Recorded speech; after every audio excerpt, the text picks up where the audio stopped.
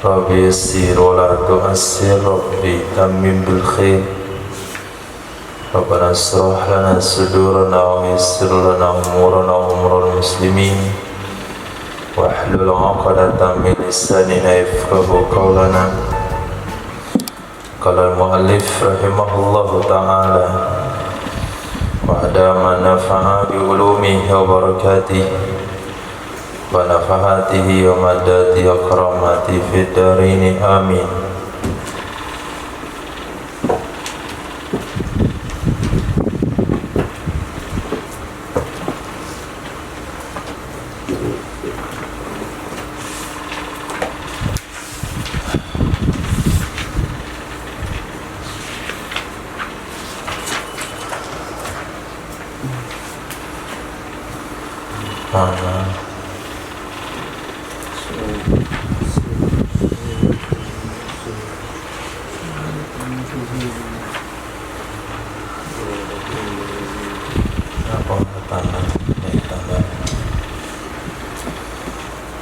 Faslun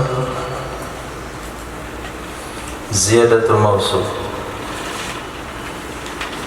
bertambahnya barang yang dirampas. In kana asaran mahdan, jika ada ia pertambahan itu bekas saja, bekas doang, seperti qasarah lisaubi, menggosok, mendobi bagi pakaian, dan menggiling bagi gandum, dan selain demikian. Dia rampas kain belum digosok, kemudian dia gosok oleh yang merampok. Dirampas gandum, kemudian digiling oleh merampok. Jadi ziyadahnya ziyadah asaran mahdan. Pada syai'an lil wasibi bisababiha, maka tidak ada bagi orang yang merampas, maka tidak ada satupun bagi orang merampas dengan sebabnya bekas, lita'addihi biha, karena melampaui batasnya si gosip dengannya asar atau dengannya ziyadah. Walil maliki taklifuhu raddahu kama kana, boleh bagi pemilik memaksanya perampok mengembalikannya barang yang dirampas sebagaimana sedia kala, in amkana, jika memungkinkan ia. Kan sagan nakrah hulian, seperti bahwa membentuk ia seseorang akan perak menjadi perhiasan, atau membentuk ia seorang akan tembaga menjadi wadah.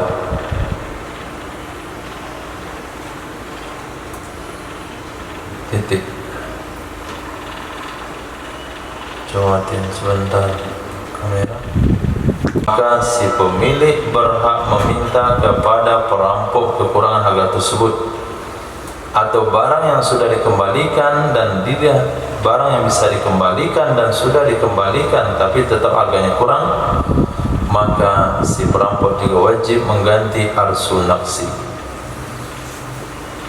Wa in kanat ainan, jika ada ia ziyadah itu berupa benda, seperti bangunan, tanaman keras, kullifal qal'u laha minal ardi, niscaya dipaksa akan ia perampok, al-qal'a akan mencabut baginya benda dari bumi, wa idataha, dan mengembalikannya tanah, kama kanat, sebagaimana sedia kala, wa arsu naqsiha, dan kewajiban mengganti rugi kekurangannya tanah, ingkana, jika ada ia kurang, bersama ujratil misli, upah standar.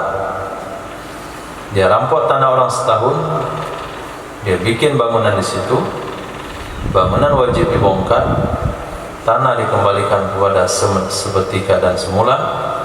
Kalau terjadi kekurangan harga tanah gara-gara itu, maka dia wajib membayar kekurangan harga. Kemudian wajib membayar sewa tanah selama setahun.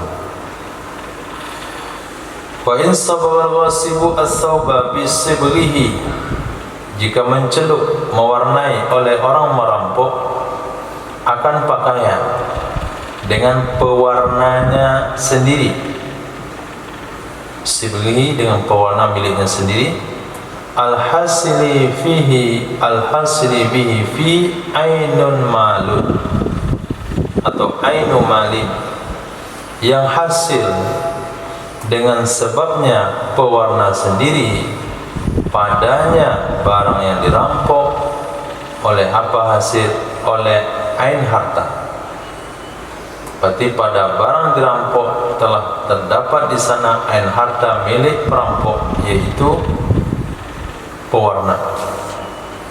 Wa amkana fasluhu minhu, dan memungkinkan memisahkannya ain harta minhu darinya harta yang dirampok. Ujbiru alaihi, niscaya dipaksa akan dia perampok atasnya memisahkan menurut pendapat as-sahih, sebagaimana dipaksa pada mencabut tanaman keras. Wasani, menurut pendapat yang kedua, permula pendapat kedua itu berkata ia yudayyi'u bi faslihi, telah menyia-nyiakan ia perampok dengan memisahkannya pewarna,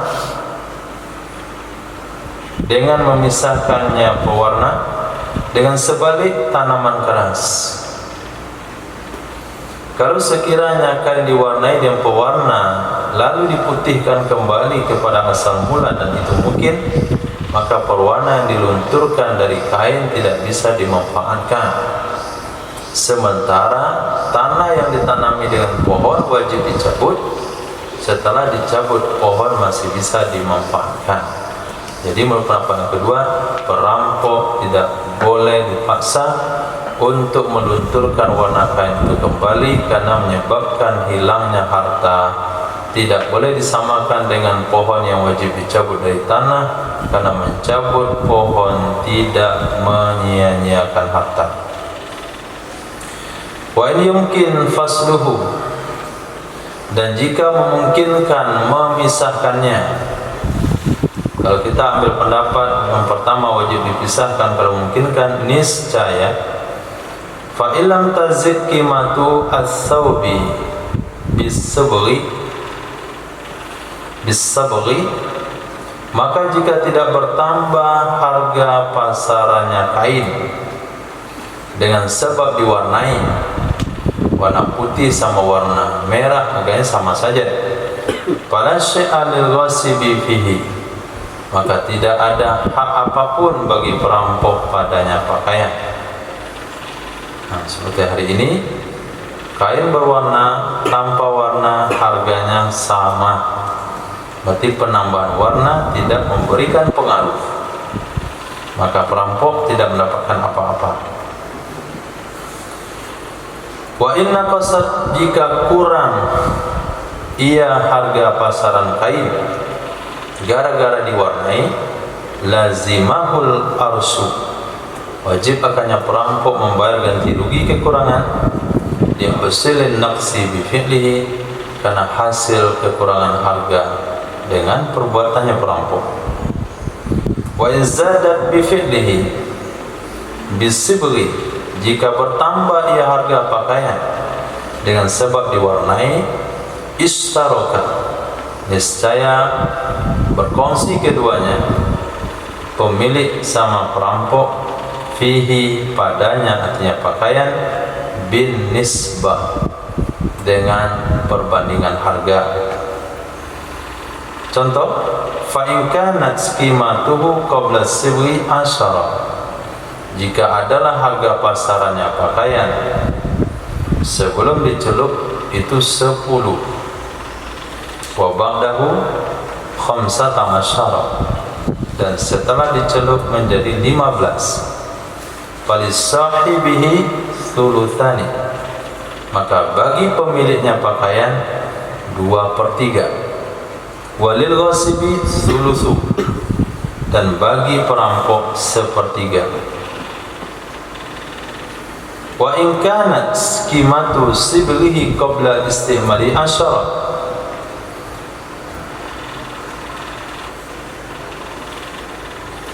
walaupun adalah harga pasaran celupannya, walaupun adalah harga pasaran pewarnanya, artinya pewarna milik perampok, sebelum menggunakannya itu 10, tetap dia dapat cuma 1/3, karena kain harganya 10 asli diwarnai menjadi 15, berarti 10 milik pemilik kain, 5 milik perampok, walaupun pewarna dia beli dengan nilai 10, harusnya harga 20, maka kekurangan harga ditimpakan kepada perampok. Wa in sabiqahu tamwihan fala syai'a lahu,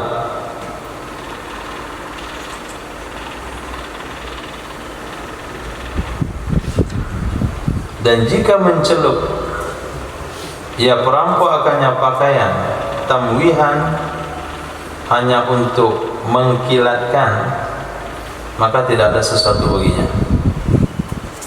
Jadi celupan itu bukan mewarnai, tapi celupan itu memperbaharui warna, maka nggak ada kewajiban apapun.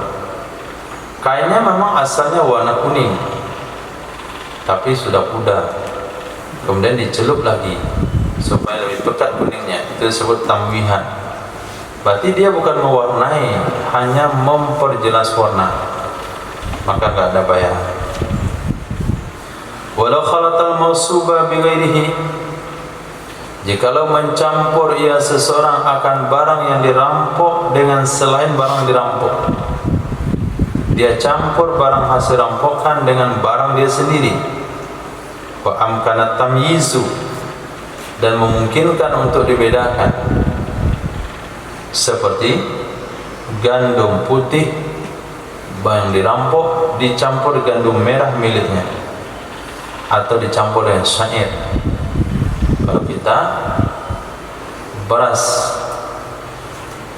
ketan putih dicampur dengan ketan hitam, atau beras ketan dicampur dengan beras makan, bisa dibedakan. Lazimah tamyizu, wajib akannya perampok untuk memisahkannya. Wa in syaqqa alaih, walaupun sulit ia memisahkan di atasnya. Mana cara memisahkan? Ketan hitam dan putih lumayan mudah, tapi antara beras makan yang beras ketan itu hampir mirip, tetap wajib. Fa in ta'azzara, maka jika uzur ia memisahkan, tidak mungkin ia memisahkan, seperti an khalataz zaita bizaiti, bahwa mencampur ia si perampok akan minyak zaitun dan minyak zaitun. Fal mazhabu, niscaya maka merupakan mazhab, annahu katalif, sesungguhnya barang yang dirampok itu sama hukumnya dengan barang yang sudah lainnya. Khalatahu bimislih, baik mencampur ia perampok akannya barang dengan semisalnya. Minyak zaitun kualitas A dicampur dengan kualitas A, atau ajwada dia campur dengan kualitas lebih bagus, atau arda'a dia campur dengan kualitas lebih rendah. Falahu ailil maqsubi min tagrimuhu al-ghasib, maka boleh baginya maksub min, orang yang dirampok barang darinya, dia pemilik barang, akan menagihnya, meminta bayarannya kepada si perampok. Walil ghasib, bagi perampok ayyuqtiyahu, itu boleh bahwa memberikan ia akannya maksud min pemilik barang dari yang tidak dicampur. Nah, boleh diambil dari yang tidak dicampur, dia belikan lagi barang baru. Atau boleh juga dari yang dicampur tapi dengan yang semisil. Dia curi minyak goreng orang lain, dicampur dengan minyak goreng lain dengan standar yang sama, kualitas yang sama, maka boleh diambilkan dari minyak goreng bercampur tersebut. Kalau dicampur dengan yang semasa dan semisil atau dengan yang lebih bagus, tidak yang jelek. Kecuali ayyardha bihi, bahwa rela ia pemilik dengannya yang jelek. Fala arsalahu, maka tidak ada ganti rugi baginya pemilik barang. Wa tariqus tsani qaulaini, wa tariqus tsani qaulaini, qaulani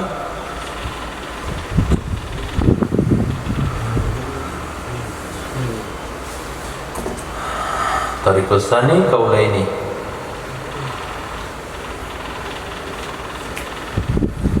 Apa kaul ini? Atau ada fi'il yang ditakdirkan? Menceritakan oleh tarik kedua akan dua kaul. Ahaduhuma, salah satu dari kedua-dua kaul itu yang ini, yaitu perampok boleh memberikan kepada maksud min dari barang yang dicampur dengan semisil atau lebih bagus. Wasani yashtarikani fil makhlut. Pendapat yang kedua, berkongsi keduanya, pemilik sama perampok, pada barang yang dicampur tersebut. Walil maghsubi minhu qadru haqqi minal makhlut. Bagi si maksud min, orang yang dirampok darinya, itu haknya, kadar haknya dari barang yang dicampur. Jadi barang itu nggak bisa dipisahkan. Jadi barang itu tetap tercampur, mereka dianggap berkongsi. Berarti barang itu musyarak.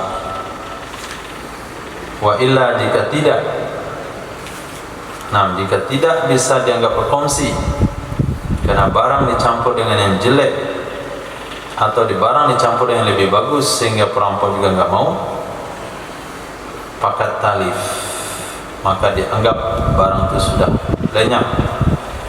Kalau sudah lenyap berarti harus diganti. Kalau barang misli ganti dengan misli, barang mutakawam ganti dengan qimah. Haza ma fi asli raudhah. Inilah pendapat yang ada dalam kitab Asal Raudhah. Wa fi syarhi tarjihu tariqil qaulaini. Di dalam kitab Syarah Kabir itu mentarjih tariq dua kaul.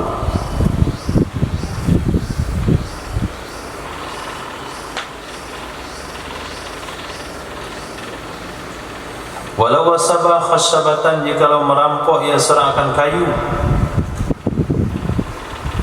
wabana alaiha,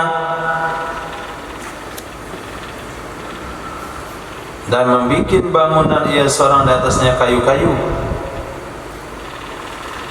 Artinya kayu itu digunakan untuk bikin bangunan.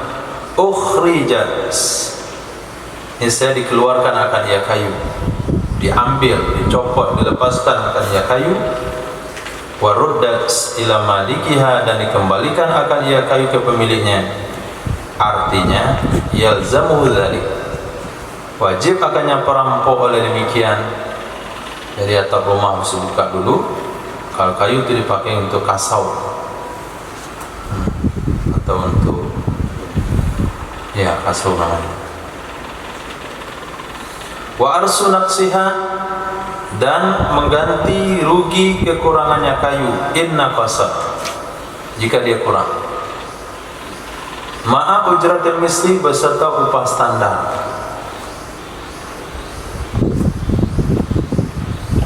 Fa'in afanat, maka jikalau sudah rapuh ia kayu, bihaisu law ukhrijat, dengan sekiranya kalau dikeluarkan akan ia kayu, dilepaskan dari bangunan, lam yakun hakima, tidak ada baginya kayu itu harga.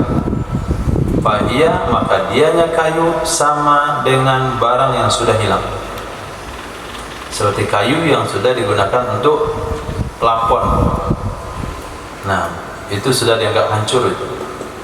Nah, plafon itu dipotong 50 cm 50 cm. Itu kalau dibongkar, letak kayunya panjang 50 cm, itu nggak ada orang beli. Tapi kalau gunakan tukasau, itu kayunya masih panjang. Nah, maka kayu yang digunakan untuk plafon itu dianggap sudah hilang, walaupun ainnya masih ada, karena kalau dibongkar nggak ada nilainya.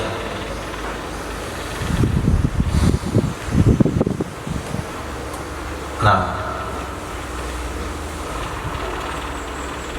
walau adrajaha fi safinatin, jikalau menyisipkan ia seseorang akannya kayu di dalam sebuah perahu, fakadzalik, begitu juga hukumnya. Kenapa disebutkan pada perahu? Karena rentan. Kayu disisipkan dalam perahu, itu untuk dilepaskan kayunya pasti akan merusak bagian yang lain. Tetap juga begitu. Maksudnya wajib akannya perampok oleh mengeluarkannya kayu dan mengembalikannya kayu kepada pemiliknya kayu, dan ganti rugi kekurangannya kayu bersama upah mithil. Nah, dicuri kayu, dibuat perahu atau papan, pemilik pengen buka papannya, terjadi kerusakan, bayar kekurangan harga, kemudian sewa papan selama dipakai.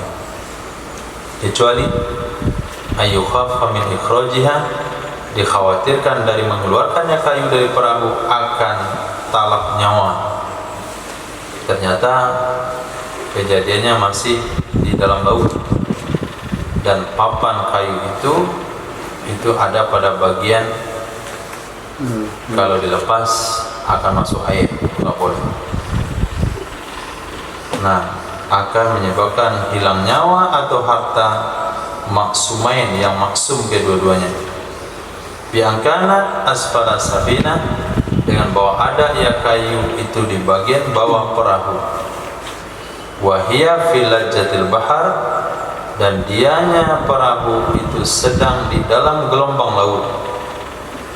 Fayasbirul malik, maka bersabarlah pemilik, illa antasila syatta, sehingga bahwa sampai ia perahu ke pantai.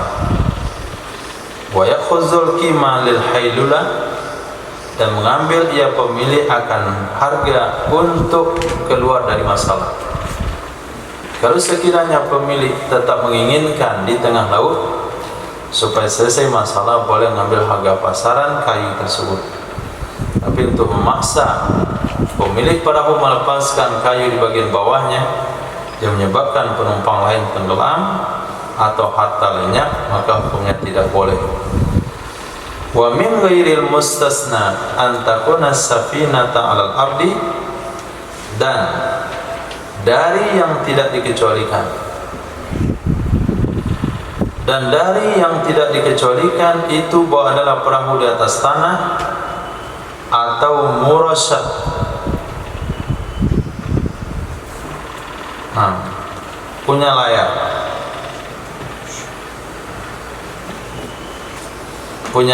ala syaddi, di atas pantai, atau adalah kayu itu pada bagian atasnya, atau tidak dikhawatirkan talaf, sesuatu yang telah disebutkan itu tidak dikecualikan. Itu termasuk tidak dikecualikan.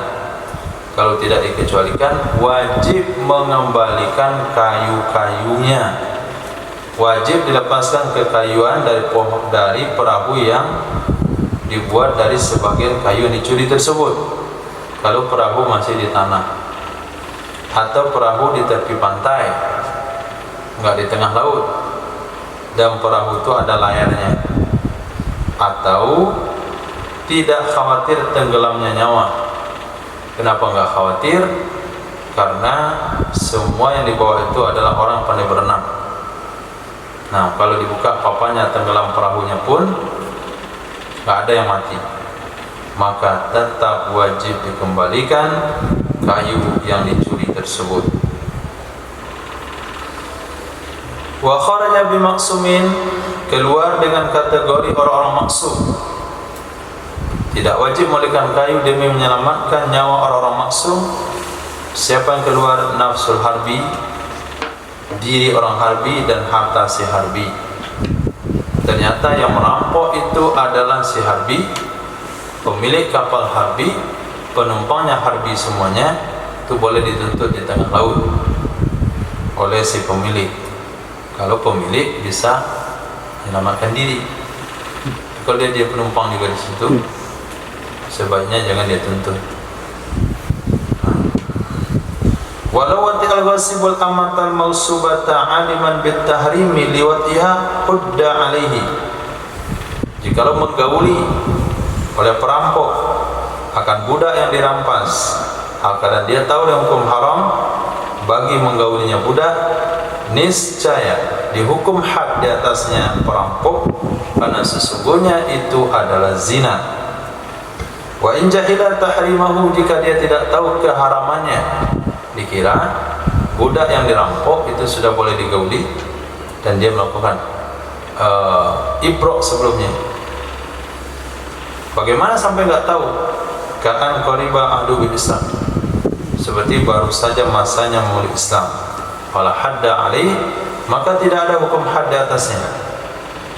Wa fil halain, pada dua keadaan tersebut, tahu atau tidak tahu, perampok itu dihukum dengan had zina atau tidak dihukum, yajibul mahru, wajib bayar mahar. Dia wajib membayar mahar. Kembalikan budak, bayar mahar karena sudah menggaulinya. Kecuali antutawi'ahu fil wat'i, bahwa setuju ia si budak wanita akannya perampok dalam watak tersebut, fala yajibu ala sahihi, maka tidak wajib ia mahar menurut pendapat sahih. Kenapa? Karena sama dengan wanita penzina. Wanita penzina tidak wajib dibayar maharnya oleh laki-laki yang menzinainya, karena kedua-duanya sama-sama setuju. Wathani, menurut pendapat yang kedua, qala wasani qala, pendapat kedua itu berkata, iya, huwa li sayyidiha, dianya mahar milik sayyidnya wanita, pada yuskituhu tawaiyatuha, maka tidak menggugurkan akannya mahar oleh ketaatannya si budak. Nah, mahar itu kan punyanya budak, punyanya sayyid, bukan punya budak. Jadi si budak setuju nggak setuju, si perampok yang menzinai budak itu wajib membayar mahar kepada sayyidnya. Wa alaiha, dan di atasnya budak juga hukum had. Nah, budak yang setuju dizinai oleh perampok juga kena hukum had. In aliman hurmatal wad'i, jika mengetahui ia budak akan keharaman menggauli. Fa in jahilat ha, jika tidak tahu ia budak akannya keharaman, maka tidak ada had.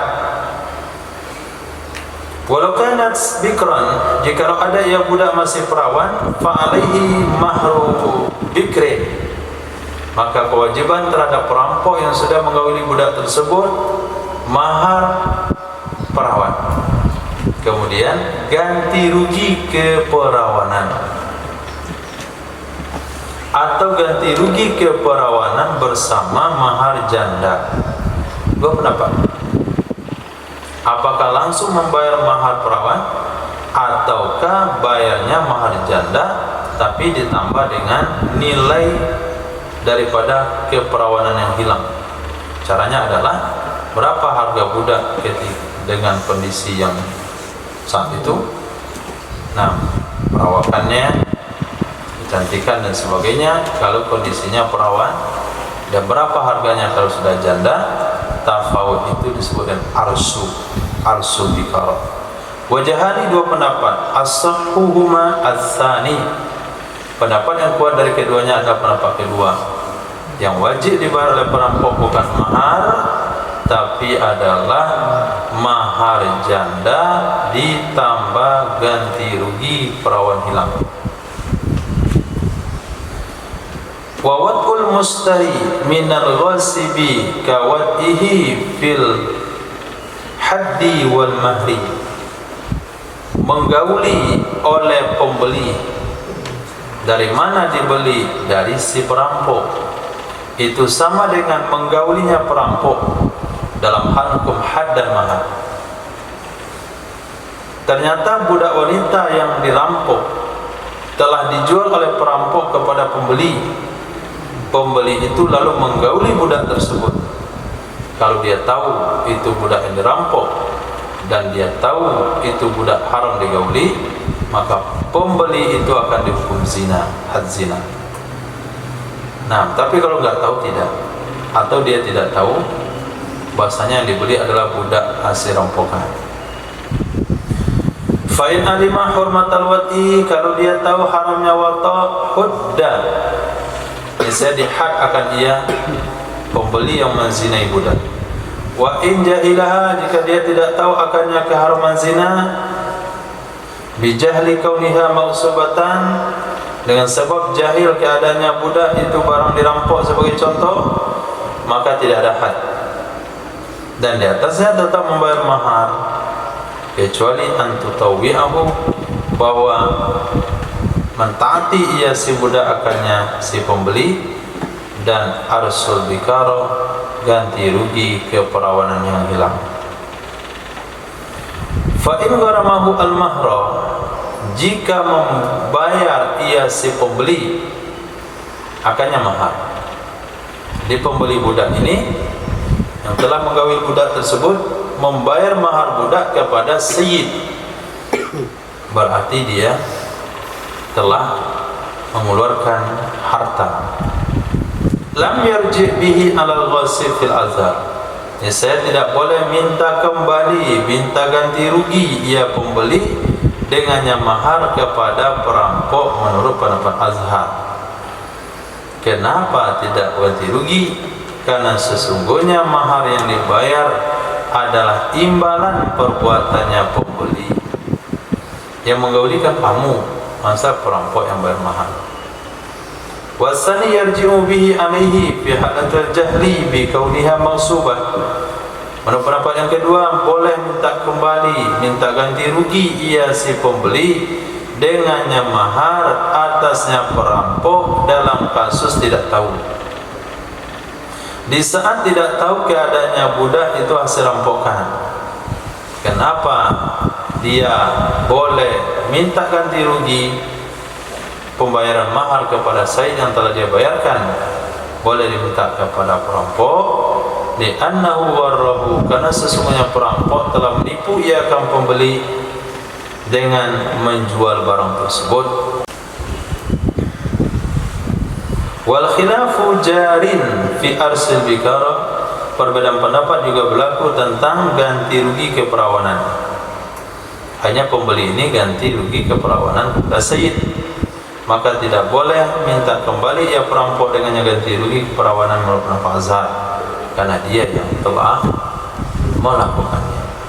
Wa in ahbalal ghasibu, jika membuat hamil oleh perampok atau oleh mustarimin, orang yang membeli dari perampok, maf'ul bi dibuang, akan budak wanita, aliman bitahrimi, hal keadaan perampok atau pembeli itu tahu dengan keharaman bagi watak, fal waladu raqiqun lis-sayyidi, maka anak adalah budak milik sayyid wanita tersebut tanpa nasab, namun ghairu nasib, tidak ada nasab, karena sesungguhnya anak itu lahir dari zina.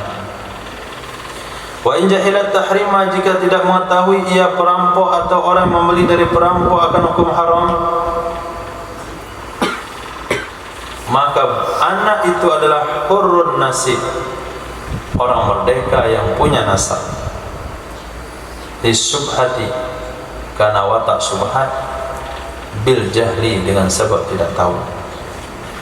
Wa alaihi qimatu yaumal infisal, kewajiban di atasnya perampok atau pembeli, harga pasarannya si anak pada hari lahir. Nah, maka anak itu adalah milik daripada si wasif atau si mustari minal wasif. Hayyan lis sayyidi, dan anak itu lahir hidup. Hayyan hal kepada infisal, lis sayyidi muta'allaq kepada alaihi qimatuhu, kewajiban atas perampok atau orang yang membeli itu harganya anak. Harga kapan? Harga lahir, harga sah lahir dalam keadaan hidup. Kepada siapa diberikan? Kepada sayyid. Nah, hati-hati menerjemahkannya. Hayyan lis sayyidi, yang diartikan maf'ul majdi karena menghidupkan bagi sayyid. Nah, hayyan hal keadaan anak lahir itu hidup. Bagi siapa dibayar? Bagi sayyid. Wa yarji'u bihal mustari 'alal wasif, minta ganti rugi dengannya qimah anak oleh pembeli kepada perampok. Li'annahu warahu bil bai'i lahu, karena perampok telah menipu ia akannya pembeli dengan sebab menjual baginya pembeli. Wa in fasala mayyitan, jika terlahir ia anak akan meninggal dengan tanpa ada jenayah, maka tidak ada harga terhadapnya si perampok atau si pembeli.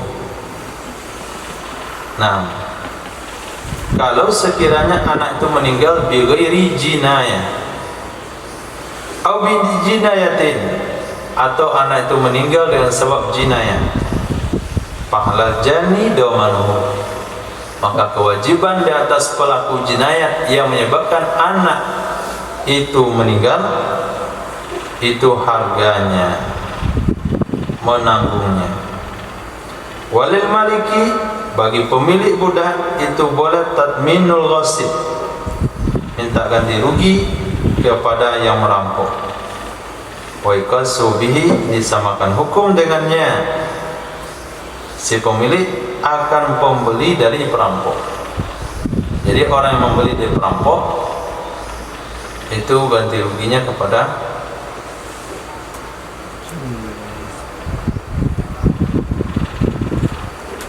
perampok itu sendiri, karena dia telah menipunya.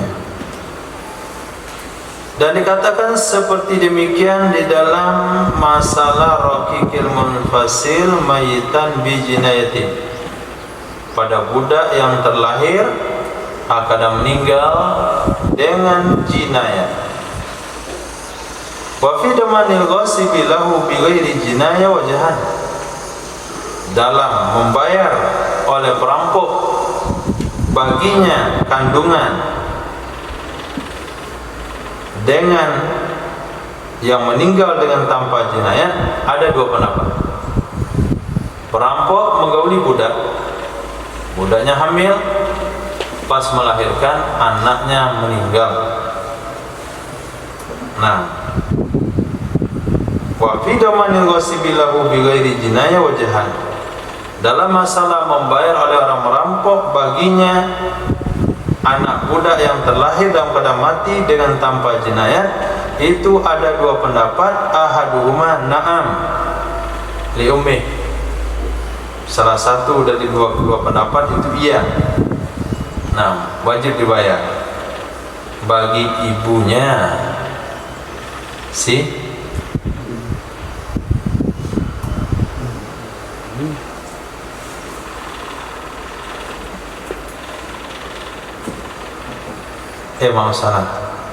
Wajahani bagi dua pendapat, ahaduma na'am li subutil yadi alaihi, karena tetap kekuasaan di atasnya budak atau maksud tetap kekuasaan di atasnya anak janin karena mengikuti bagi ibunya. Wa yuqasu bil mustarimin, dan dikiaskan dengannya perampok akan orang membeli dari perampok. Itu juga sama hukumnya. Membayar ia pembeli akannya budak dengan harga pasarannya budak pada hari lahirnya budak. Jadi seorang budak wanita dirampok oleh seseorang, kemudian budak wanita yang dirampok itu dibeli oleh orang lain. Orang lain itu menggauli budak dibeli tersebut.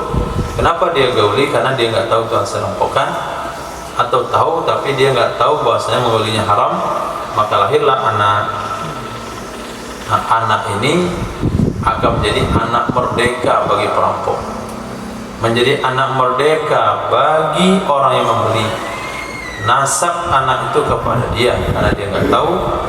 Berarti si sayyid telah kehilangan budak, maka dia harus bayar kepada sayyid budak wanita tersebut harga dari bayi yang dilahirkan itu, harga pada hari lahir. Yang tunggu harga 7 hari setelahnya, apalagi sebulan 2 bulan setelahnya, itu akan naik harganya, harga hari lahir. Laukana hayyan, jikalau dia telah hidup, setelah meninggal tak apa dibayar. Wa yatmanuhul jani bi'usri qimati ummi, kalau dan membayar akannya budak oleh pelaku jinayah dengan 1/10 harga ibunya. Jadi yang menyebabkan anak itu meninggal, seseorang yang menyebabkan anak meninggal di dalam perut seorang budak wanita, maka orang tua harus membayar dengan 1/10 dari harga budak wanita tersebut. Nah, alal jani yatmanuhul jani bi usri qimati ummi wa damanul hurri alal jani bil wara amdan bil wara abdan atau amatan, atau menanggung orang merdeka kalau sekiranya janin itu statusnya merdeka. Nah, kalau janin dalam perut budak yang dirampok itu, yang digauli oleh perampok itu sendiri atau pembeli dari perampok itu, karena dia tidak tahu, maka dimaafkan dan anaknya merdeka, dan dia adalah anak daripada perampok atau orang yang membeli dari perampok. Karena anak merdeka tentu nggak dibayar. Nah, nggak dibayar dengan harga budak karena merdeka. Tapi tetap saja budak wanita milik seorang sayyid telah memproduksi sebuah produk yang dia menjadi merdeka lepas daripada kekuasaan makhluk. Berarti kekurangan jasa produk itu dibayarkanlah kepada si pemilik budak wanita. Berapa bayarnya? Wa damanul hurri alal jani, membayar bayi yang merdeka terhadap jani dengan gurro seorang anak budak. Nah, maka si jani yang menyebabkan bayi dalam kandungan budak itu meninggal, yang status bayi itu merdeka, harus membayar anak budak, boleh laki boleh perempuan. Wa tatminul malik fil jinaya alaihi lil ghasibi bi usri qimati ummihi, dan minta ganti oleh pemilik pada jinayat terhadapnya janin bagi perampok dengan 1/10 harga ibunya, dan dikiaskan dengannya Dikiaskan dengannya akan mustarimin, orang yang membeli dari perampok.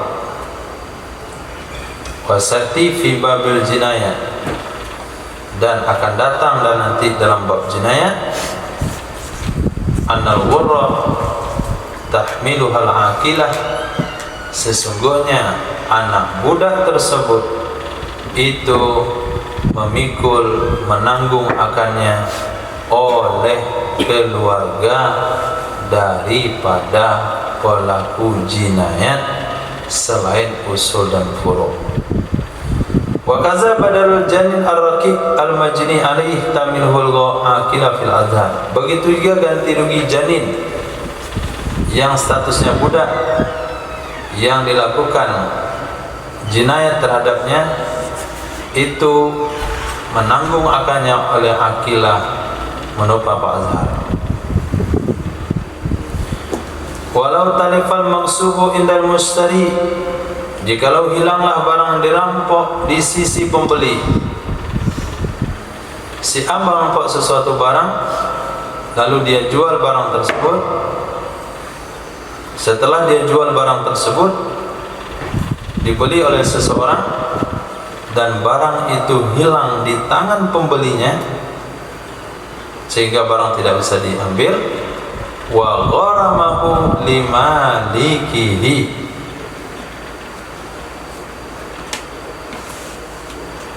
dan membayar ia pembeli akannya barang yang dirampok yang sudah hilang bagi pemiliknya barang, dan membayar ia pembeli akannya barang yang dirampok kepada pemilik barang, niscaya tidak minta ganti rugi ia pembeli dengan sesuatu yang telah ia bayarkan akannya, yaitu kepada pemilik barang, kemana tidak minta ganti rugi kepada si perampok. Wa inna ma yarji'u alaihi bithaman, hanya saja minta kembali ia si pembeli atasnya perampok dengan saman harga penjualan budak kemarin. Wa sahibit takribi, diriwayatkan daripada pemilik kitab at-takrib, annahu sesungguhnya si pembeli barang dari perampok itu bisa minta ganti rugi dari yang dibayarkan, bima zada, dengan sesuatu yang harganya lebih tinggi daripada saman. Bisa perampok mencuri seorang budak. Nah, budak itu harga pasarannya adalah 150 juta, tapi karena perampok jual murah, dijuallah 100 juta, lalu dibeli oleh seseorang.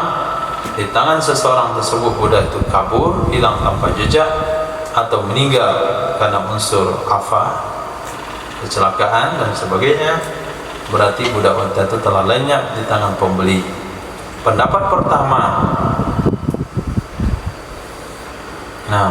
pertama, kewajiban daripada pembeli adalah membayar harga barang tersebut, harga kimah barang tersebut kepada pemilik budak. Nah, berarti dia mengalami kerugian. Dia sudah bayar harga budak, budaknya telah mati, maka dia ambil ganti rugi kepada perampok. Nah, yang diambil ganti rugi yang mana? Apakah senilai pembayaran kepada pemilik barang, atau apakah senilai pembayaran kepada pemilik barang, atau harga pembelian? Kalau harga pembelian 100 juta, kalau senilai pembayaran 150 juta. Nah, dalam hal ini ada dua pendapat. Nah, pendapat daripada sahibul takrib, dia akan minta ganti rugi kepada perampok dengan yang dia bayarkan kalau sekiranya lebih pada harga. Pendapat pertama mengatakan dia hanya bisa minta ganti rugi kepada perampok senilai uang yang dia bayarkan kemarin di dalam membeli budak tersebut, walaupun dia rugi membayar lebih mahal kepada pemilik budak karena budak mati di tangannya. Wa kadza law ta'ayyaba indahu, begitu juga jikalau mengalami cacat ia barang yang dirampok di sisinya si pembeli dari perampok. Dengan sebab apa cacatnya? Bi'afatin, dengan sebab musibah dari langit, musibah yang tidak terkait dengan tindakan manusia. La yarji'u bi irsihi alladhi gharamahu alal wasif, alladhi gharamahu alal wasif. Nah, niscaya tidak minta ganti rugi ia pembeli dengan arsihi, nilai menambal kekurangan nilainya barang yang dirampas yang telah ia bayarkan akannya kepada pemilik. Kemana dia tidak bisa minta ganti rugi? Kepada ghasib. Nah, halal ghasib itu mutlak kepada la yarji'u, jangan mutlak kepada gharamahu. Kalau gharamahu yang telah ia bayarkan akannya kepada perampok, masa ke perampok bayar, maksudnya yang telah ia bayarkan akannya kepada pemilik. Kemana dia tidak bisa ganti rugi? Minta untuk ganti rugi kepada ghasib, perampok. Kenapa? Karena kerusakan barang ada di tangan si pembeli. Fil azhar li'anna ta'ayyuba bi'afatin min damanil mustari kama law ayyabahu, karena rusaknya barang itu dengan sebab afat, sesuatu yang luar kemampuan manusiawi, atau musibah yang tadi tanpa unsur campur tangan manusia yang nggak bisa dituntut, diterbangkan angin misalnya, ditimpa barang berat, ketimbun, itu termasuk daripada tanggung jawab mustari. Sama halnya jikalau membuat cacat yang mustari akannya barang. Wala yarji'u alaihi bi ghurmi manfaatin istaufaha, dan tidak minta ganti rugi ia si pembeli atasnya perampok dengan membayar manfaat yang telah memakai ia si pembeli akannya manfaat seperti tempat tinggal, kendaraan dan pakaian menurut pendapat Azhar. Kenapa tidak minta ganti rugi kepada perampok? Li'anau istaufa muqabilahu, karena sesungguhnya pembeli itu telah mengambil manfaat muqabilnya atau imbalannya pembayaran. Kembali kepada konsep cara penyelesaian barang yang dirampok. Satu, barang yang dirampok harus kita kembalikan. Kalau ada kekurangan, kita akan wajib kembalikan ganti rugi kekurangan dan wajib mengembalikan ujrah mithil.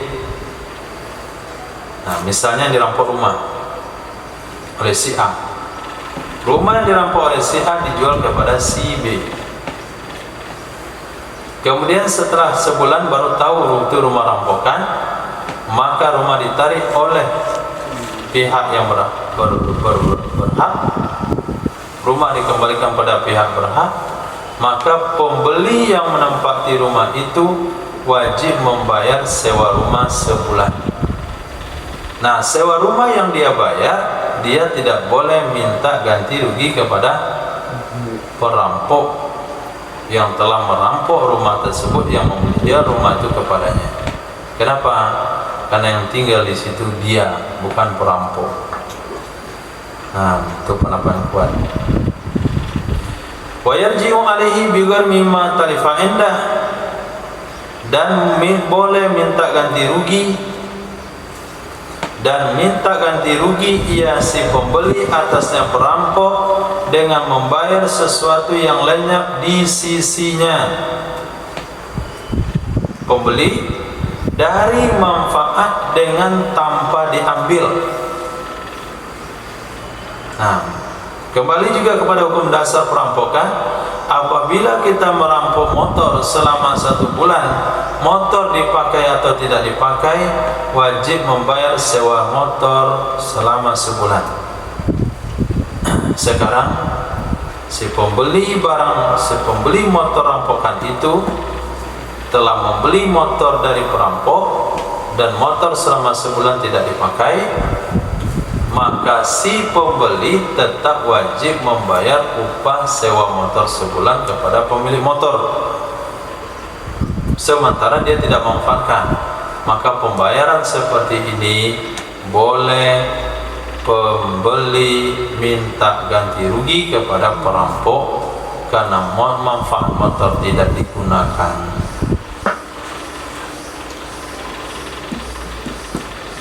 Wa bi irsi naqsin bil muhmalah, dan dengan ganti rugi kekurangan. Naqsin itu baca muhmalah, bukan naqdin tapi naqsin. Bina'ahu, bangunannya pembeli dan tanaman kerasnya pembeli, idza naqada nukida, apabila dicabut akan ia tanaman atau dihancurkan ia bangunan. Nukida itu kembali naifahnya kepada bina sama gharas, maknanya disesuaikan. Apabila dihancurkan akan ia bangunan atau dicabut akan ia tanaman. Dengan mu'jama qadha, dari pihak pemilik tanah menurut pendapat ashab, li'annahu warahu bil bai', karena sesungguhnya perampok telah menipu ia akannya pembeli dengan menjual barang.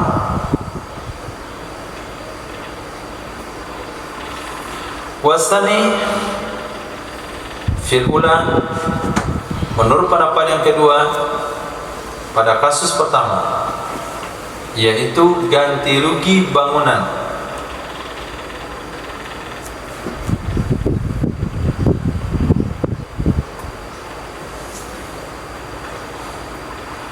Yunzilut talaf indahu manzilata itlafihi, itu menempatkan ia pendapat kedua akan talaf barang di sisinya pembeli pada posisi itlafnya pembeli. Nah, pada posisi itlafnya pembeli. Jadi pembeli barang hasil rampokan ketika manfaat diitlaf, maka dia berkewajiban membayar manfaat itu kepada pemilik barang dan dia tidak boleh ganti rugi kepada perampok. Ini menurut pendapat kedua pada masalah pertama. Nah, itu bangunan. Wal gharasu mutlif malihi, mutlifu malihi. Wafisaniya, pada masalah kedua yaitu masalah tanaman, berkata yasani ka'annahu bil bina, seolah-olahnya pembeli dengan dia mendirikan bangunan di atas tanah yang dibeli dari perampok atau tanaman keras, itu telah melenyapkan harta dia sendiri. Titik. Wa kullu ma law gharamahu mustari, setiap apa saja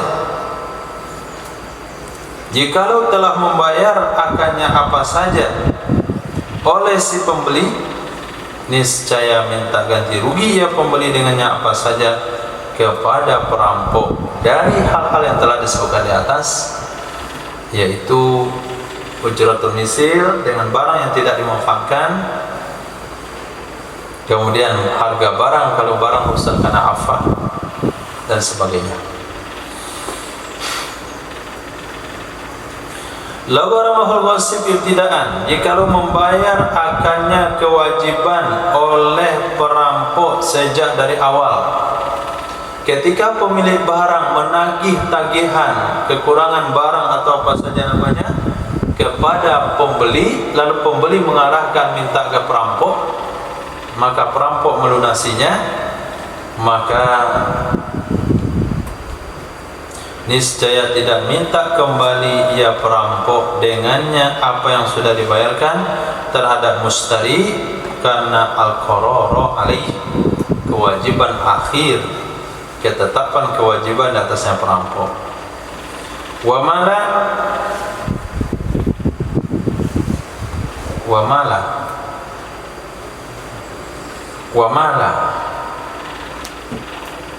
fayarjimu wa mala yarjimu wa mala fa yarjimu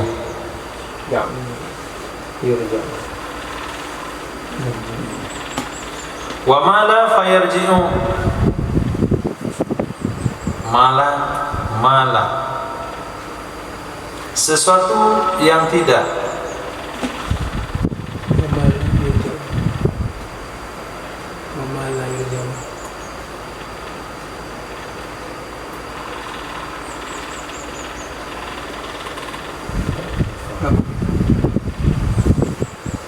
yang oke Pak?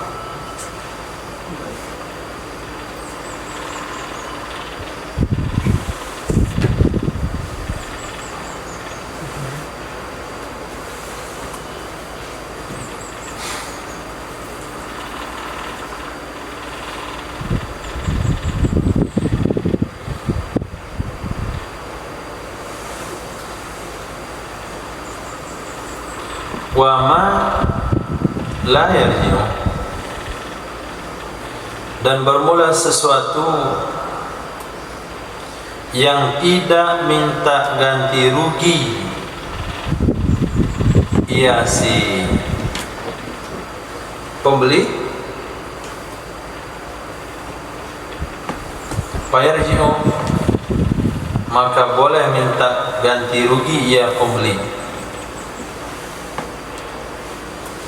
Artinya wa kullu ma law gharamahu lil mustari wa kullu ma law gharamahu al mustari,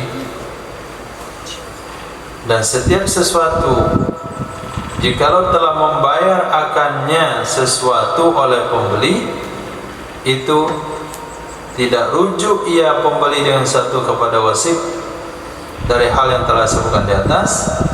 Lau gharamahul ghasibu ibtidaan, jikalau membayar akannya oleh wasif dari awal, niscaya minta kembali ia si wasif dengan pembayaran kepada mustari.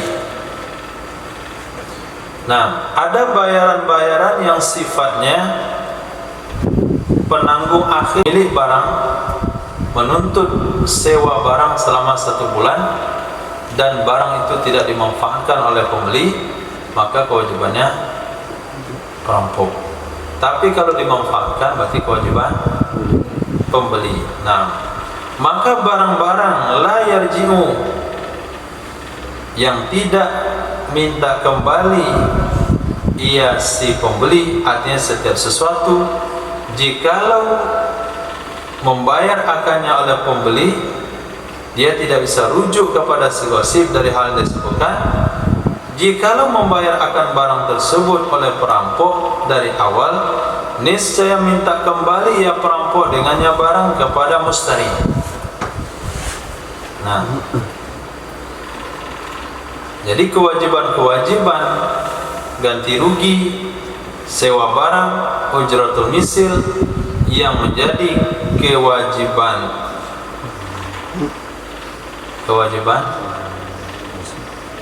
pembeli karena dia memakainya.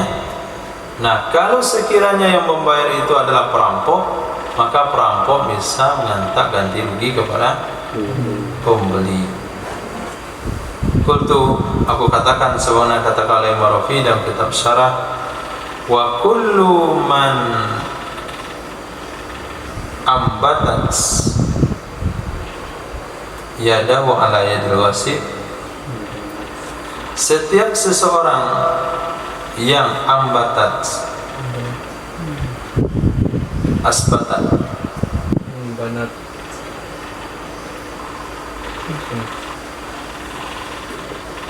ambatat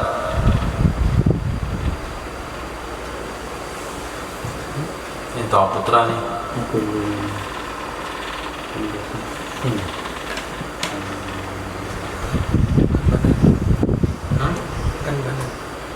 Ambanat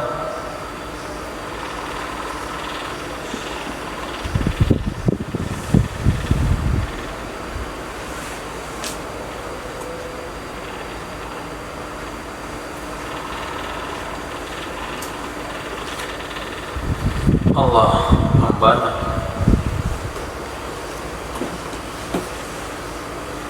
imbanat. Nah, wa kullu man imbanat, dan setiap orang yang terbangun tidur lagi. Wa kullu man imbanat yaduhu, setiap orang yang terbina tangannya di atas tangan ghasib selain pembeli, itu sama dengan pembeli, wallahu a'lam. Nah, hukum seseorang yang membeli barang rampokan lalu pembeli itu telah memanfaatkan barang rampokan, dia harus membayar upah sewa dari barang dirampok kalau dia menggunakan barang tersebut. Nah, itu kan yang membeli. Nah, selain pembeli juga sama. Kalau ada misalnya si peminjam meminjam barang yang dirampok selama sebulan, tahu barang itu rampokan, kemudian dikembalikan barang, pemilik barang rampokan, pemilik barang akan menuntut sewa barang sebulan, maka yang membayar adalah peminjam. Nah, jadi setiap orang yang terbina tangannya berdasarkan tangan ghasib, artinya penyambung tangan ghasib dengan jalan sukarela pinjam atau dengan jalan berbayar yaitu sewa atau beli, itu semua ganti rugi apakah ditanggung oleh pembeli atau ditanggung oleh perampok, itu hukumnya sama dengan di atas. Wallahu a'lam. Bidabatil mazkur, pada ketentuan yang telah disebutkan dalam masalah boleh minta kembali dan tidak boleh minta kembali di tempatnya, disebutkan di tempatnya masing-masing, fil asli, pada asal. Bidabatil mazkur fi rujuk wa adami titik.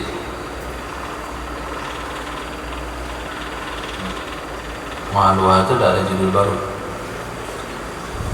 Kitabus Suf'ah, kitab menggugat. Menggugat ini bahagian daripada merampok yang dibolehkan. Nah, karena konsepnya sama dengan merampok. Istihla ala hakil ghaib. Merampok adalah menguasai hak orang lain tapi dengan udwan, bermusuhan, itu namanya ghasbu. Kalau bil haq itu namanya suf'ah. Kitab suf'ati ini adalah kitab suf'ah, mahalluha fil asli, tempatnya suf'ah pada hukum asal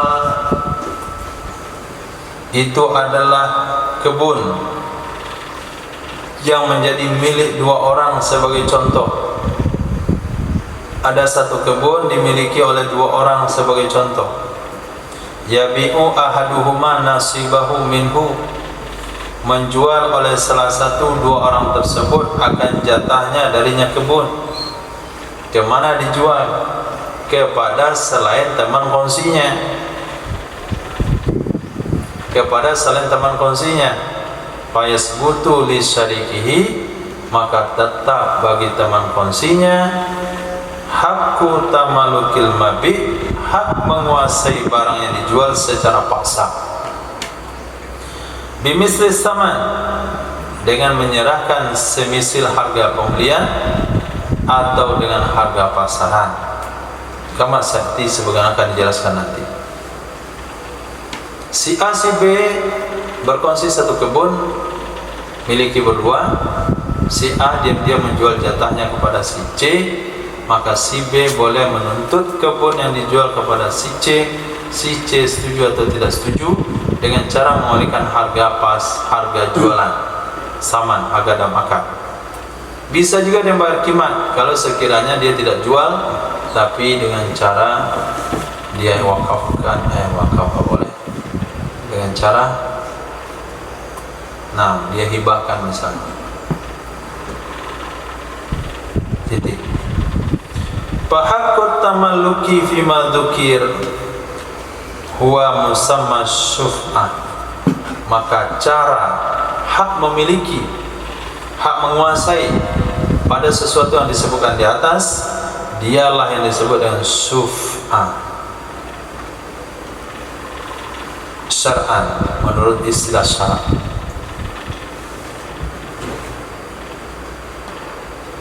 La tasbutu fi mangkulin, tidak tetap ya syuf'ah pada barang yang bisa dipindah. Kalau kongsi beli motor berdua, lalu teman kongsi kita jual jatah motornya kepada pihak lain, maka nggak boleh digugat, dia mangkul. Bal tasbutu fi ardin, akan tetapi tetap ya syuf'ah pada tanah. Wa ma fiha, apa saja yang ada padanya tanah, min bina'in, dari bangunan, wasyajarin, dan pohon, taba'an laha, karena mengikuti tanah. Wa kadza samarun, begitu juga buah, lam yu'abbar, yang belum dikawinkan, buah di pohon yang belum dikawinkan. Tasbutu fihi, tetap ya buah, tetap ya syuf'ah padanya buah yang belum dikawinkan. Taba'an lil ardi, karena mengikuti tanah. Jadi hak syuf'ah pada dasarnya hanya tanah saja. Bangunan yang ada di atas tanah itu berhak di syuf'ah karena ngikut tanah. Pohon yang ada pada tanah itu berhak di syuf'ah karena ikut tanah. Di atas pohon itu ada buah yang belum dikawinkan, buah pohon itu tetap di syuf'ah karena dia ngikut pohon dan pohon ngikut tanah. Menurut pendapat asal, kasyajaratin, sama dengan pohon itu sendiri. Wasani, menurut pendapat yang kedua, yukisu alal mu'abbar, menyamakan ia pendapat kedua, akannya buah yang belum mu'abbar atas buah yang sudah dikawinkan. Fa innahu, maka sesungguhnya, idza bi'a ma'as syajar, apabila dijual akan ia bersama pohon dan tanah. Apabila dijual ia buah bersamaan dengan pohonnya dan tanahnya, niscaya tidak tetap padanya buah oleh syuf'ah, akan tetapi mengambil oleh syafi', si tukang gugat, akan tanah dan pohon bihissatihima, dengan persentase keduanya dari harga.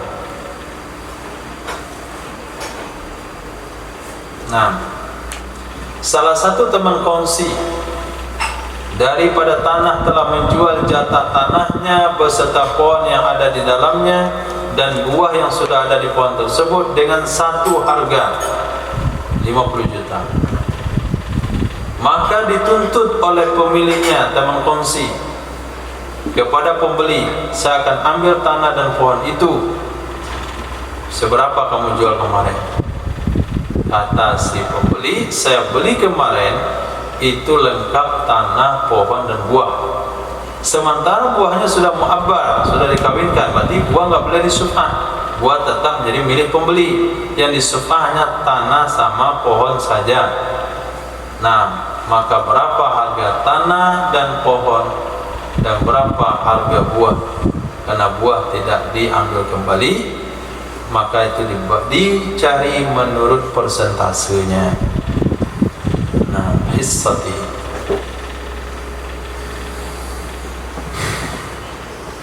Meriwayatkan oleh Imam Muslim dari sanad Jabir bin Abdullah radhiyallahu anhu. Apa kata sanad Jabir? Qada Rasulullah, telah memutuskan oleh Rasul sallallahu alaihi wasallam dengan syuf'a fi kulli syirkatin, pada setiap perkongsian.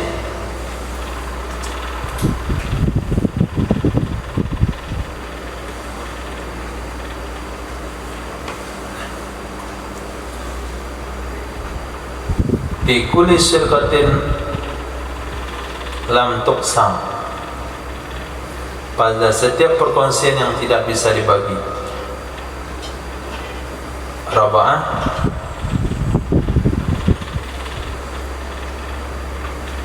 aw haitan. Raba'ah aw haitin. Haitu. Wahaitu. Apa? Wahaitu. Bukan lagi. Wahaitu awal. Aw tawwa. Wah, iya. Wahaitu awal.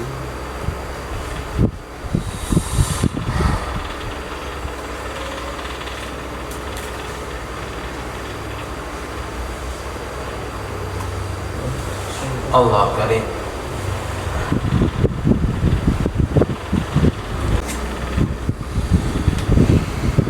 Qada Rasulullah, telah menetapkan, memutuskan oleh baginda Rasul sallallahu alaihi wasallam bi kulli syirkatin lam tuqsam, pada setiap syirka yang tidak bisa dibagi. Apa itu syirka yang tidak bisa dibagi? Raba'atin atau haitin.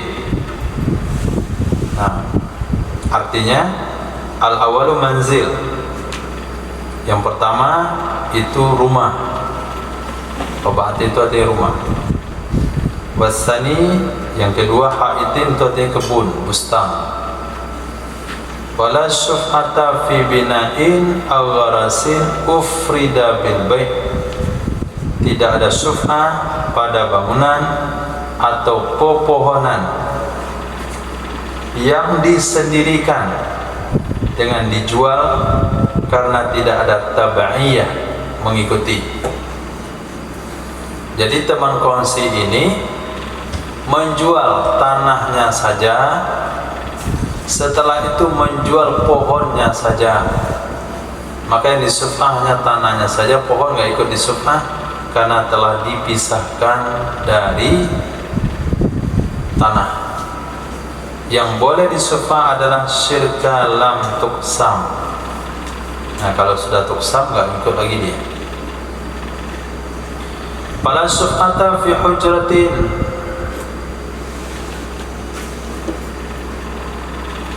fala syuf'ata fi hujratin buniyat ala saqfin, maka tidak ada syuf'ah pada kamar yang dibangun akan ia di atas loteng yang tidak mustarak. Loteng yang tidak mustarak.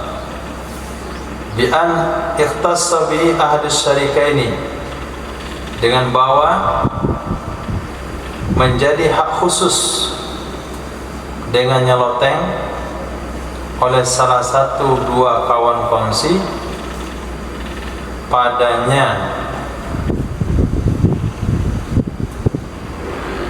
kamar atau selain keduanya. Id la ardolaha, karena tidak ada tanah baginya. Tanah milik bersama, bangunan milik bersama, tapi loteng itu milik salah satu teman kongsi, bukan milik bersama. Di atas loteng milik satu orang itu dibangunlah satu kamar. Maka yang boleh digugat adalah rumah, tanah, rumah, kemudian kecuali kamar yang ada di atas loteng, di atas rumah itu, tingkat 2 maksudnya. Nah, kalau tingkat 2 itu khusus milik salah satu teman kongsi. Tapi apabila tingkat 2 dibangun juga secara kongsi, maka boleh digugat. Nah, Kenapa? Karena kamar yang ada di atas bangunan itu tidak memiliki tanah, maka dia tidak bisa mengikut. Pada suf'ata wa kaza mustarak fil asahi, begitu juga kamar yang milik bersama menurut pendapat asal, karena alasan telah disebutkan, karena kamar itu tidak ada tanahnya. Wasani yaj'alukal ardi, pendapat kedua menjadikan ia akannya loteng sama dengan tanah. Sesuatu yang berdiri atas loteng berarti sama berdiri atas tanah, maka boleh digugat. Titik. Wa kullu ma law qusima batalat manfaatuhu al-maqsuda, setiap barang yang jikalau dibagi akan ia barang niscaya batal manfaatnya yang inti, seperti kamar mandi yang kecil dan batu penggilingan tohuna sawiraini yang kecil kedua-duanya, la suf'ata fi fil asai, tidak ada suf'ah padanya menurut pendapat asal. Huwa mabniyun ala anna illata subuti suf'ah fil munqasim, didasari sesungguhnya alasan tetap suf'ah itu didasari pendapat tersebut di atas sesungguhnya alasan tetap suf'ah pada barang yang bisa dibagi itu menolak doror, biaya pembagian, menolak doror biaya pembagian. Apa maksud biaya pembagian? Ujratul qasim, upah tukang bagi, wal hajat ila ifradi khassatis sa'ira lahu bi murafiq, dan upah hajat kepada menterasingkan hissah bagian sa'ira lahu yang menjadi hak baginya seseorang dengan murafiq,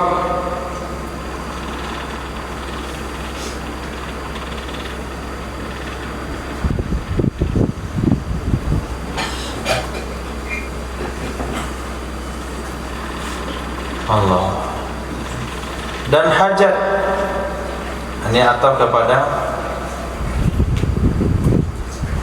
daf'u, ulang. Huwa dianya pendapat yang mengatakan kamar mandi yang kecil, batu penggilingan yang kecil, kalau dijual oleh salah satu teman kongsi tidak bisa digugat. Alasan tersebut, pendapat tersebut didasari kepada sesungguhnya alasan tetap suf'ah pada barang yang bisa dibagi itu menolak kemudaratan atau kerugian biaya membagi, yaitu biaya tukang bagi. Nah, itu alasan pertama. Yang kedua adalah hajat kepada ifrad, mengkhususkan jatah yang jadi ia jatah baginya seseorang dengan seluruh manfaatnya, seperti tangga, tempat jemuran, kemudian balu'ah. Balu'ah itu artinya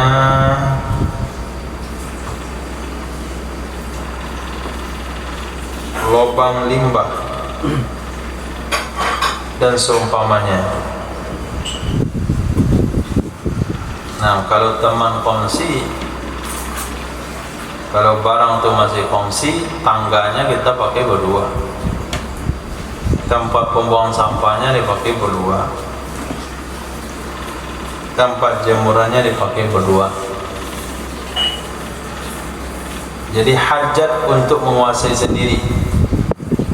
Nah, hajat untuk menguasai sendiri inilah dijadikan alasan untuk adanya suf'ah, karena merasa mudarat kalau sampai berteman dengan orang baru.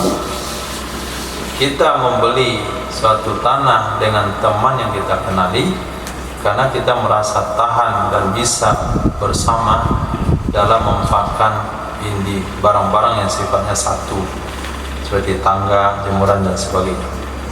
Nah, ketika teman kita menjual barang itu ke orang lain, berarti kita berteman dengan orang yang asing. Nah, mungkin akan susah bergaul atau susah bersikap. Untuk menolak hal itulah suf'ah itu dilakukan. Nah, pada kamar yang kecil itu tidak akan ada kebersamaan karena dipakainya bergiliran. Tidak akan ada biaya pembagian karena kalau dibagi nggak ada gunanya, karena dia akan rusak. Jadi alasan untuk suf'ah tidak ada, sehingga tidak diperlukan suf'ah. Wasani mabniun, pendapat kedua didasari kepada annal illah, sesungguhnya alasan suf'ah itu menolak doror bekerja sama. Sesungguhnya alasan suf'ah itu menolak doror berkongsi pada barang yang tahan lama. Wa kullu minad dararin hasilun qabla al-bai'i, setiap dari dua doror tersebut itu hasil sebelum dijual. Wa min haqqir raghib bihi minas syarikaini, dan di antara hak dari orang yang minat padanya barang dari dua orang yang berkongsi itu melepaskan kawannya dari ayu khallisa sahibahu min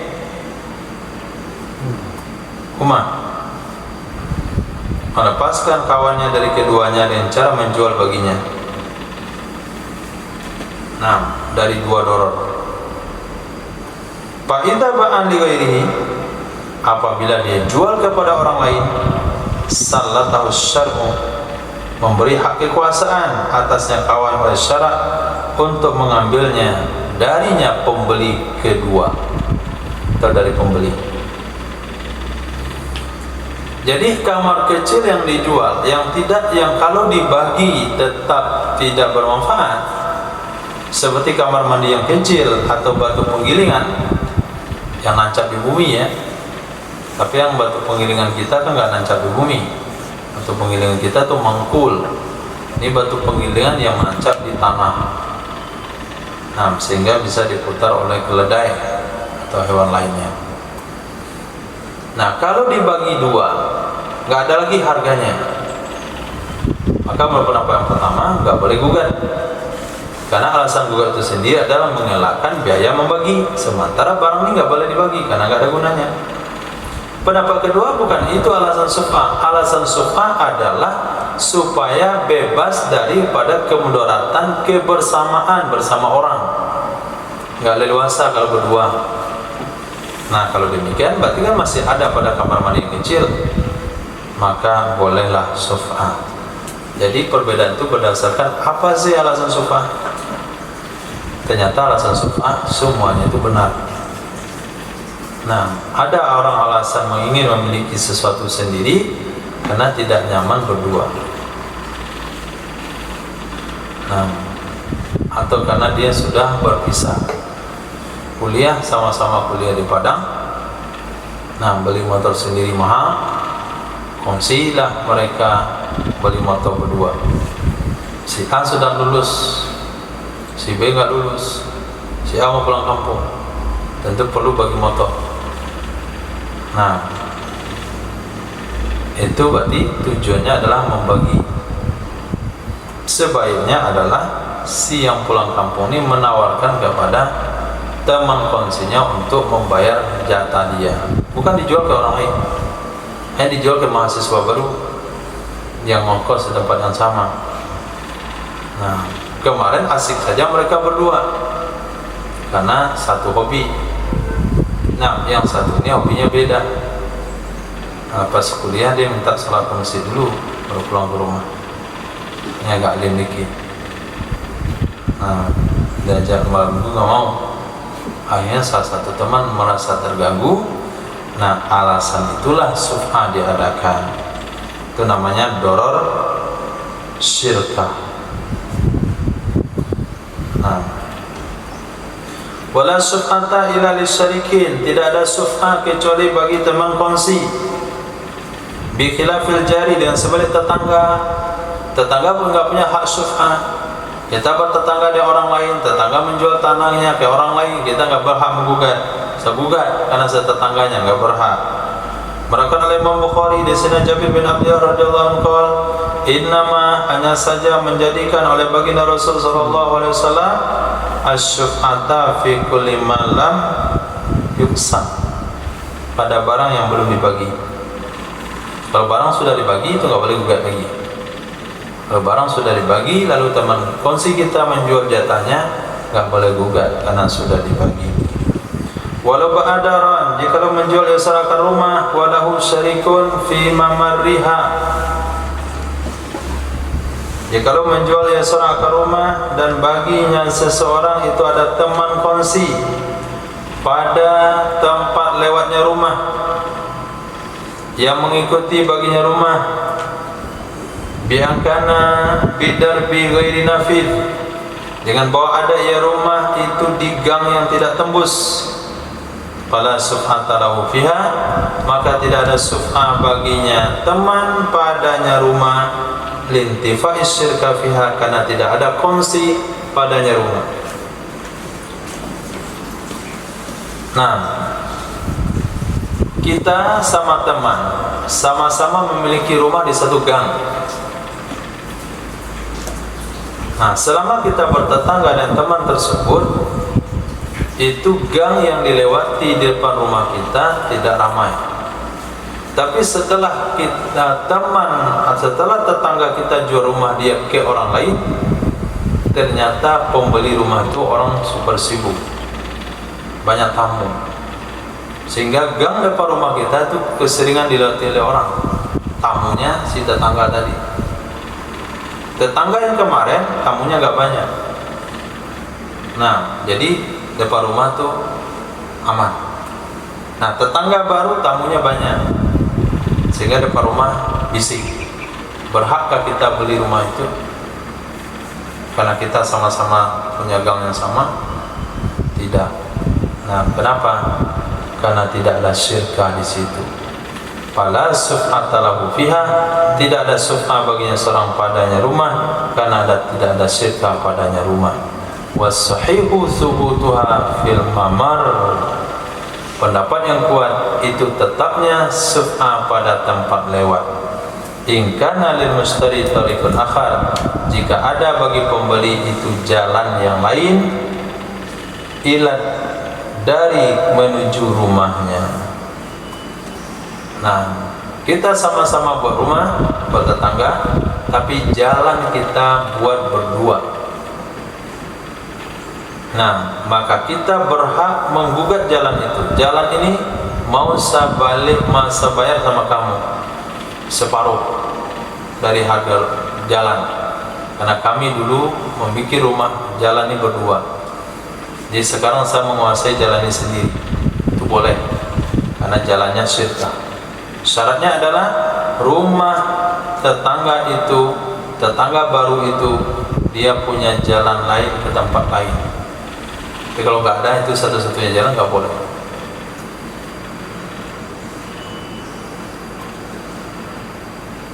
Au amkana fatu babin laha ila syari', atau memungkinkan membuka pintu untuknya rumah ke jalan lain, ke jalan besar, jalan raya.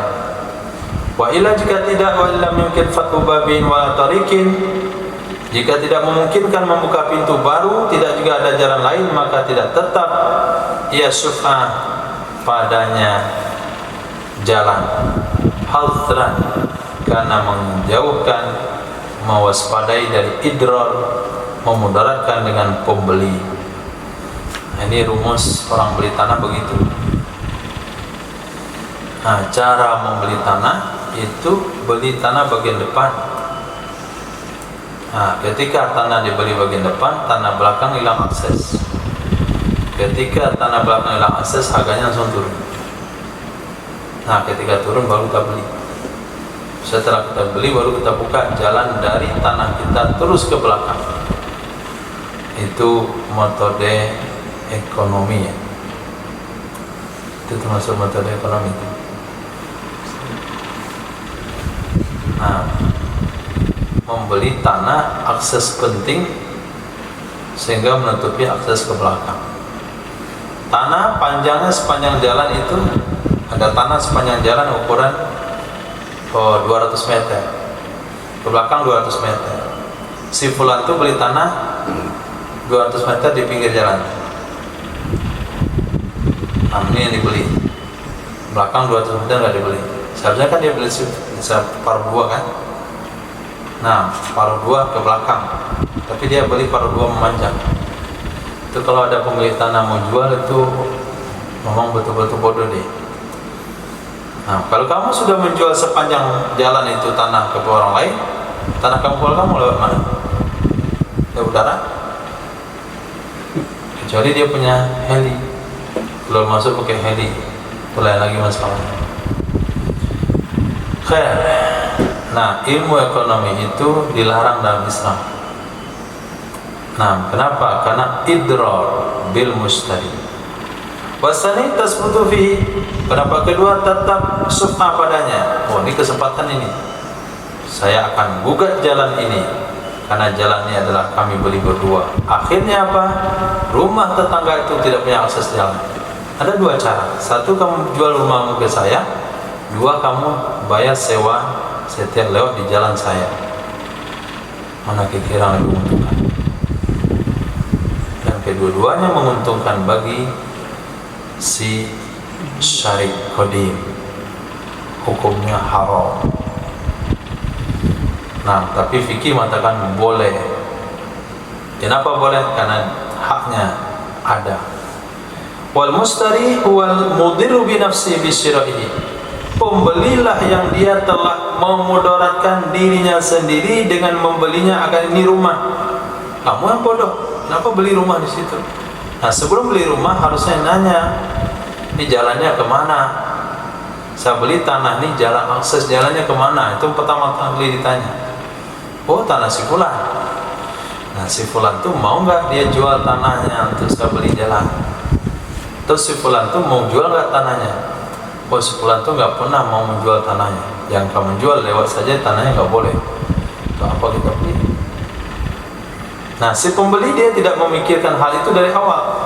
Sudah tahu jalan ke rumah itu adalah jalan kongsi yang bisa digugat oleh pemilik rumah utama, dia berani juga beli rumah itu dari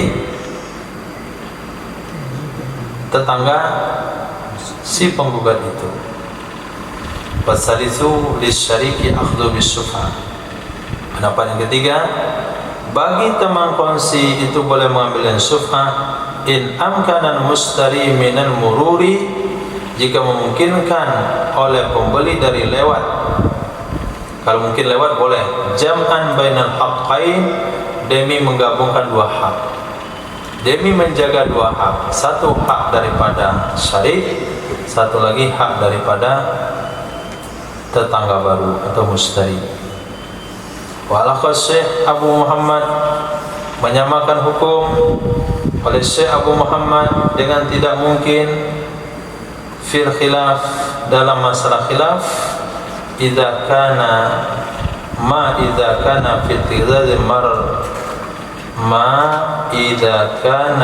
fi ittikhadil mamarri hadisu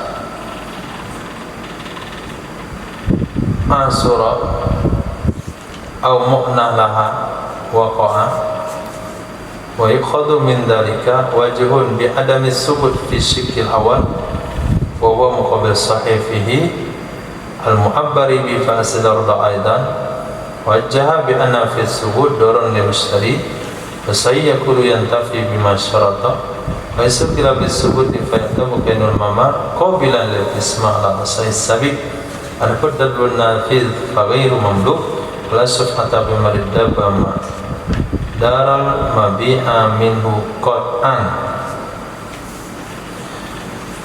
Allah karim. menyamakan hukum oleh Syekh Abu Muhammad dengan tidak memungkinkan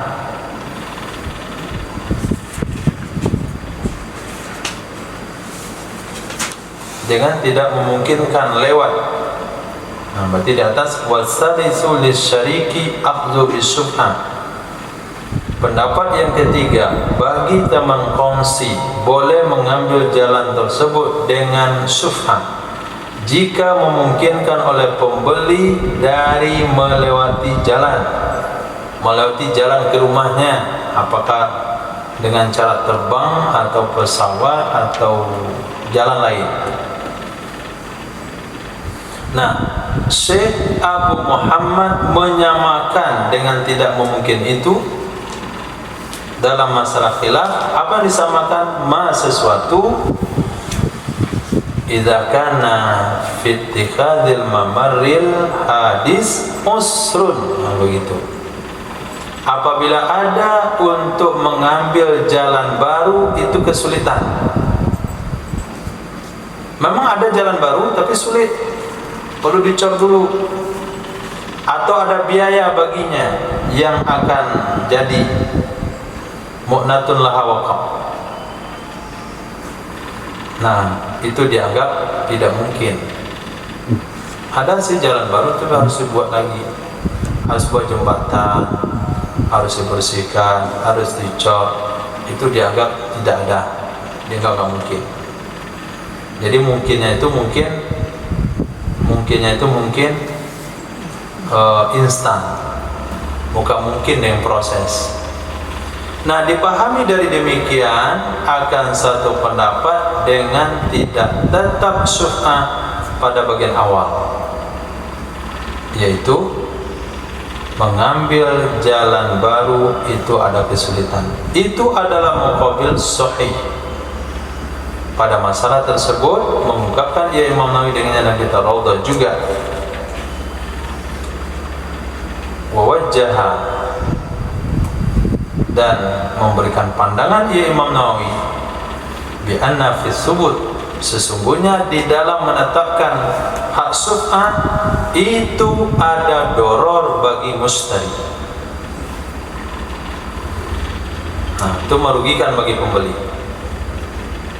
Wasahihu yaqul, pendapat sahih mengatakan yantafi bima syarata, hilang ia doror dengan sesuatu yang disyaratkan.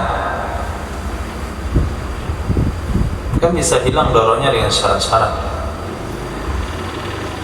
Wa haitsu qila, ketika dikatakan bisubut, dengan tetapnya hak khiyar, maka diperhitungkan keadaan tempat lewat itu bisa menerima untuk dibagi. Kalau jalannya kecil dibagi dua, itu nggak bisa lewat, nah itu nggak boleh. Tapi kalau bisa dibagi dua, baru boleh digugat menurut pendapat asal yang telah terdahulu. Adapun gang yang tembus artinya gang jalan yang tembus tidak buntu. Nah, bimamari fa ghairu mamluk, maka jalan itu tidak boleh dimiliki, maka tidak ada syubhah pada tempat lewat rumah yang dibeli dari gang tembus tersebut, sepakat ulama. Seperti gang Sayyu. Nah, gang Sayyu itu tidak dimiliki oleh rumah-rumah yang ada kiri kanan jalan. Kenapa? Karena gang itu tembus sampai ke bawah. Nah, kecuali misalnya gang Jalan Mangga. Nah, gang Jalan Mangga itu kalau diteruskan sampai di bukit habis di gang buntu. Nah, kalau gang buntu itu bisa dimiliki oleh orang yang tinggal di rumah tersebut. Nah, membeli rumah di gang yang tembus itu tidak ada istilah gugat, karena jalan bukan mamluk. Membeli rumah di gang buntu gang buntu itu bisa digugat oleh pemilik qadim, oleh syarik qadim kepada pemilik rumah baru. Otomatis jalan dia tidak punya, dan otomatis dia bisa membeli rumah yang sudah dibeli. Nah, ini dasar hukum telah disiapkan oleh para ulama, oleh hadis-hadis Nabi untuk menghadapi kerakusan manusia di masa-masa mendatang itu saat kita sekarang. Karena kalau kita punya rumah petak, 2 petak, ini kita beli, sebelah itu kita siap beli, tinggal gabung, jadilah 2 rumah. Nah, sementara kita bertetangga sama orang itu nggak bisa gugat. Kita kepengen beli rumah dia, mau kita buat satu baris. Ini untuk rumah kita, itu untuk rumah tamu. Tapi karena itu tetangga nggak punya hak gugat. Nah, cari jalan. Gang itu gang tembus atau tidak. Wallahu a'lam. Subhanallah wa bihamdihi, subhanaka wa bihamdika, asyhadu an la ilaha illa anta, astaghfiruka wa atubu ilaik. Subhanaka rabbil izzati amma yasifun. Wassalamu ala mursalin. Alhamdulillahi rabbil alamin.